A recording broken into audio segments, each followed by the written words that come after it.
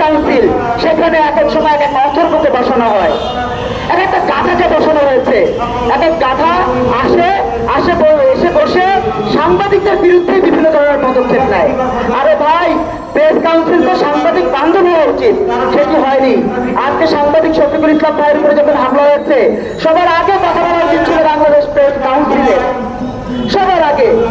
তারপরে কথা বলা উচিত ছিল বাংলাদেশ প্রেস ইনস্টিটিউটের, কথা বলেনি। কারণ কি, কথা বললে যদি সরকারের উপদেষ্টা রাগ করে, সরকারের মন্ত্রী পরিষদ সচিবালয় যদি রাগ হয়ে যায়, তথ্য কমিশনে যদি রাগ করে ফেলে, তাহলে আমাদের কি হবে? আমরা তো পরে হাজার রুটি পাবো না। এই হাজার রুটি যদি চিন্তা করতে থাকে, আমরা আগামীতে আরো অনেকেই নির্যাতিত নিষ্পেষিত হবো, হামলার শিকার হবো, মিথ্যা মামলার শিকার হবো। প্রিয় বন্ধুরা, মনে রাখবেন, সাংবাদিকদের সংগঠনকে চালিয়ে অনেকে অনেকের পরিবার চালান।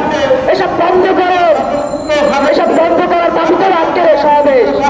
সাংবাদিকদের সংগঠন চালিয়ে পরিবার চালানোর নীতি বাদ দেন, দেশের জন্য কথা বলেন, দেশের মানুষের জন্য কথা বলেন, সাংবাদিকদের জন্য কথা বলেন।